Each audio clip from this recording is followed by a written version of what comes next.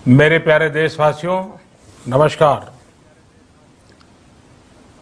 Corona के खिलाफ लड़ाई में जनता कर्फ्यू से लेकर आज तक हम सभी भारतवासियों ने बहुत लंबा सफर तय किया है। समय के साथ आर्थिक गतिविधियों में भी धीरे धीरे तेजी नजर आ रही है। हम में से अधिकांश लोग अपनी जिम्मेदारियों को निभाने के लिए, फिर से जीवन को गति देने के लिए रोज घरों से बाहर निकल रहे हैं। त्योहारों के इस मौसम में बाजारों में भी रौनक धीरे धीरे लौट रही है, लेकिन हमें ये भूलना नहीं है कि लॉकडाउन भले चला गया हो, वायरस नहीं गया है। बीते 7-8 महीनों में प्रत्येक भारतीय के प्रयास से भारत आज जिस संभली हुई स्थिति में है, हमें उसे बिगड़ने नहीं देना है और अधिक सुधार करना है। आज देश में रिकवरी रेट अच्छी है, फैटेलिटी रेट कम है।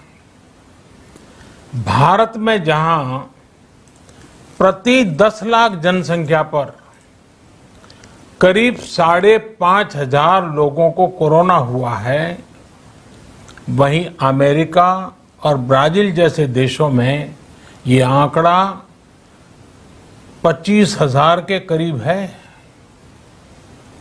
भारत में प्रति 10 लाख लोगों में मृत्यु दर 83 है, जबकि अमेरिका, ब्राजील, स्पेन, ब्रिटेन जैसे अनेक देशों में ये आंकड़ा 600 के पार है। दुनिया के साधन संपन्न देशों की तुलना में भारत अपने ज्यादा से ज्यादा नागरिकों का जीवन बचाने में सफल हो रहा है। आज हमारे देश में कोरोना मरीजों के लिए 90 लाख से ज्यादा बेड्स की सुविधा उपलब्ध है। 12,000 क्वारंटाइन सेंटर्स है। कोरोना टेस्टिंग की करीब 2,000 लैब्स काम कर रही है। देश में टेस्ट की संख्या जल्द ही 10 करोड़ के आंकड़े को पार कर जाएगी।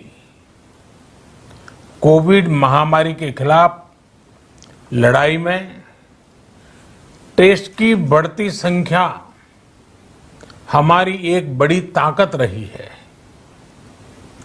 सेवा परमो धर्म के मंत्र पर चलते हुए हमारे डॉक्टर, हमारे नर्सिस, हमारे हेल्थ वर्कर्स, हमारे सुरक्षाकर्मी और भी सेवा के भाव से काम करने वाले लोग इतनी बड़ी आबादी की निस्वार्थ सेवा कर रहे हैं।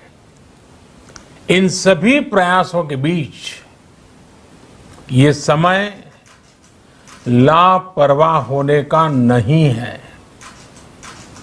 ये समय ये मान लेने का नहीं है कि कोरोना चला गया या फिर अब कोरोना से कोई खतरा नहीं है। हाल के दिनों में हम सब ने बहुत सी तस्वीरें, वीडियो देखे हैं जिनमें साफ दिखता है कि कई लोगों ने अब सावधानी बरतना या तो बंद कर दिया है या बहुत ढिलाई ले आए हैं। ये बिल्कुल ठीक नहीं है। अगर आप लापरवाही बरत रहे हैं, बिना मास्क के बाहर निकल रहे हैं, तो आप अपने आप को, अपने परिवार को, अपने परिवार के बच्चों को, बुजुर्गों को उतने ही बड़े संकट में डाल रहे हैं। आप ध्यान रखिए, आज अमेरिका हो या फिर यूरोप के दूसरे देश, इन देशों में कोरोना के मामले कम हो रहे थे, लेकिन अचानक से फिर से बढ़ने लगे हैं और चिंताजनक वृद्धि हो रही है। साथियों, संत कबीरदास जी ने कहा है, पक्की खेती देख के गर्व किया किसान, अजहू जोला बहुत है, घर आवे तब जान। अर्थात कई बार हम पक्की हुई फसल देखकर ही अति आत्मविश्वास से भर जाते हैं कि अब तो काम हो गया, लेकिन जब तक फसल घर न आ जाए तब तक काम पूरा नहीं मानना चाहिए। यही कबीरदास जी कह के गए हैं। यानी जब तक सफलता पूरी न मिल जाए, लापरवाही नहीं करनी चाहिए। साथियों, जब तक इस महामारी की वैक्सीन नहीं आ जाती, हमें कोरोना से अपनी लड़ाई को रत्ती भर भी कमजोर नहीं पड़ने देना है।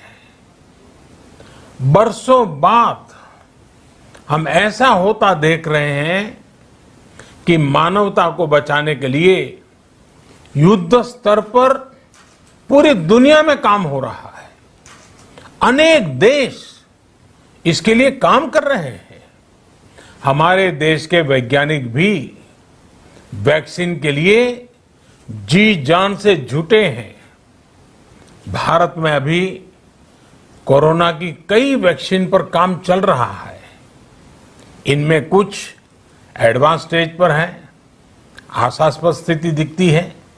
साथियों, कोरोना की वैक्सीन जब भी आएगी, वो जल्द से जल्द प्रत्येक भारतीय तक कैसे पहुंचे, इसके लिए भी सरकार की तैयारी जारी है।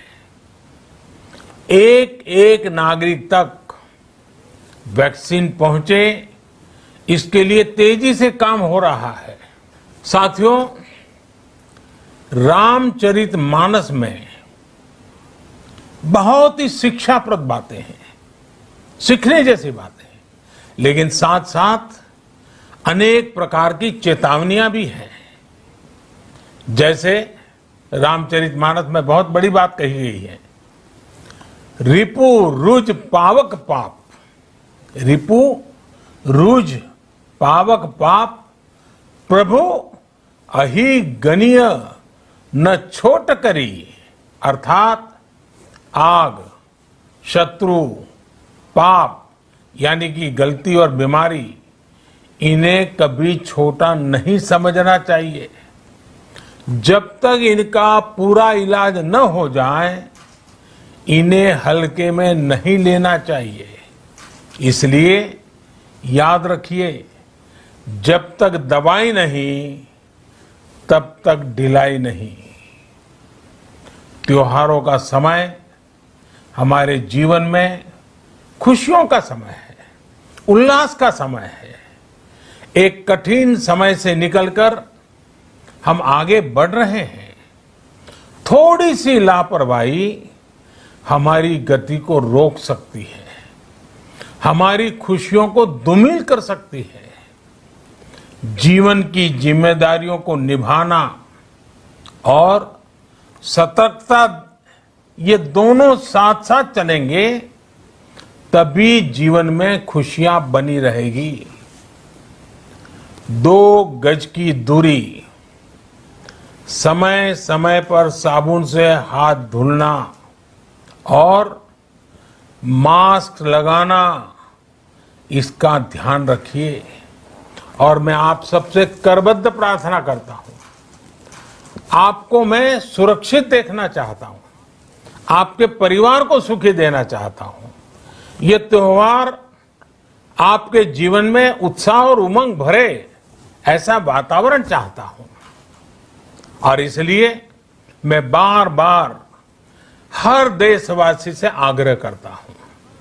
मैं आज अपने मीडिया के साथियों से भी, सोशल मीडिया में जो सक्रिय हैं उन लोगों से भी बड़े आग्रह से कहना चाहता हूं कि आप जागरूकता लाने के लिए, इन नियमों का पालन करने के लिए जितना जन जागरण अभियान करेंगे, ये आपकी तरफ से देश की बहुत बड़ी सेवा होगी। आप जरूर हमें साथ दीजिए, देश के कोटि कोटि जनों को साथ दीजिए। मेरे प्यारे देशवासियों, स्वस्थ रहिए, तेज गति से आगे बढ़िए और हम सब मिलकर के देश को भी आगे बढ़ाएं। इन्हीं शुभकामनाओं के साथ नवरात्र, दशहरा, ईद, दीपावली, छठ पूजा, गुरु नानक जयंती समेत सभी त्योहारों की सभी देशवासियों को एक बार फिर से बहुत बहुत बधाई देता हूं। धन्यवाद।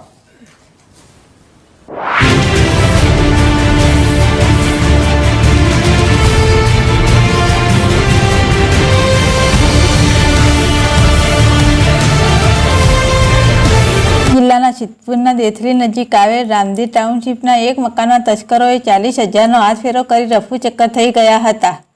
દેશભરમાં વર્તમાન સમયમાં કોરોનાની મહામારી ચાલી રહી છે, ત્યારે સિદ્ધપુર પંથકમાં નવરાત્રિ પર્વ શરૂ થતાની સાથે તસ્કર ટોળકીઓ પણ સક્રિય બનવા પામી છે। દેથલી વટેશ્વર મહાદેવ રોડ પર આવેલી રામદેવ ટાઉનશીપના એક મકાનમાં તસ્કરો રાત્રિ દરમિયાન ત્રાટક્યા હતા। તસ્કરો દ્વારા મકાનના દરવાજાનો પથ્થર વડે નકુચો તોડી મકાનમાં પ્રવેશીને રૂપિયા 40,000 રોકડ રકમની ચોરી કરી રફુચક્કર થઈ ગયા હોવાની વાયુવેગે ચર્ચાઓ સાંભળવા મળી રહી છે। રામદેવ ટાઉનશીપના મકાન નંબર 31માં રહેતા મયંકભાઈ નવનીતભાઈ પરીખ રાત્રિ દરમિયાન તેઓના પરિવાર સાથે અગાસી ઉપર સૂતા હતા। તે દરમિયાન રાત્રે 12 થી 5 વાગ્યાના અરસામાં અજાણ્યા ચોર ઈસમોએ મકાનના મુખ્ય દરવાજો તોડીને ઘરમાં પ્રવેશ કરીને ઘરમાં પડેલી ઘરવખરી વેરવિખેર કરી રૂપિયા 40,000ની રોકડ રકમની ચોરી કરી તસ્કરો રફુચક્કર થઈ ગયા હતા। જ્યારે સવારે મકાન માલિક ઉઠ્યા ત્યારે તેઓના ઘરમાં ચોરી થઈ છે તેની જાણ થતાં સિદ્ધપુર પોલીસને જાણ કરાતા સિદ્ધપુર ડીવાયએસપી CL સોલંકી તાત્કાલિકના ધોરણે ઘટના સ્થળે દોડી આવ્યા હતા અને સમગ્ર ચોરી મામલે જાત તપાસ કરી હતી। ત્યારબાદ ડીવાયએસપી ઘટના સ્થળેથી ઓફિસ ખાતે પહોંચતા જ સિદ્ધપુર પોલીસ ઘટના સ્થળે દોડી આવી હતી। તે દરમિયાન સ્થાનિક કેટલાક મીડિયા કર્મીઓ ચોરીના ઘટના સ્થળે કવરેજ કરવા પહોંચેલા। મીડિયા કર્મીઓને કવરેજ કરવાની ના પાડીને અભદ્ર વર્તન મીડિયા કર્મીઓ સાથે કરવામાં આવ્યું હતું તેવી વાયુવેગે ચર્ચાઓ વહેતી થવા પામી છે। જ્યારે કવરેજ કરવા ગયેલા મીડિયા કર્મીઓ મોટી સંખ્યામાં ભેગા થઈને સમગ્ર મામલે સિદ્ધપુર ડીવાયએસપી સમક્ષ રજૂઆત કરી હતી તેવું વધુમાં સ્થાનિક લોકોમાંથી ચર્ચાતું સાંભળવા મળી રહ્યું છે। News S7 bureau Siddhpur.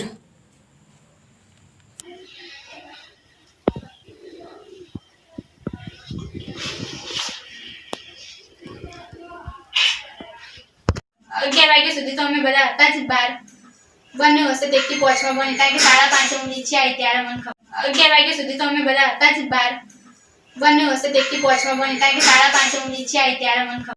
એટલે રોકડ રકમ ક્યાં હતી? એ આ પાછળનો દરવાજો રહ્યો ને ત્યાં સર એટલે ક્યાંથી આયા હતા એ લોકો? આગળથી આયલા લાગે છે, પાછળથી એટલામાં આગળ, કારણ કે આગળનું લોક તોડ્યું છે। લોક તૂટ્યું છે? હા, લોક તૂટ્યું છે। એટલે રોકડ રકમ ક્યાં હતી? એ આ પાછળનો દરવાજો રહ્યો ને ત્યાં સર એટલે ક્યાંથી આયા હતા એ લોકો? આગળથી આયલા લાગે છે, પાછળથી એટલામાં આગળ, કારણ કે આગળનું લોક તોડ્યું છે। લોક તૂટ્યું છે? હા, લોક તૂટ્યું છે।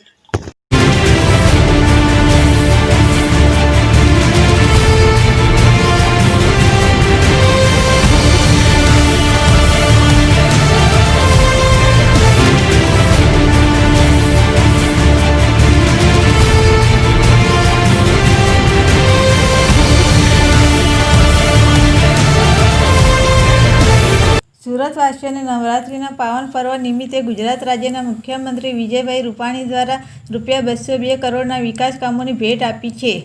વિશ્વ આધુનિક શહેરો સાથે સુરત મહાનગર સ્પર્ધા કરી રહ્યું છે.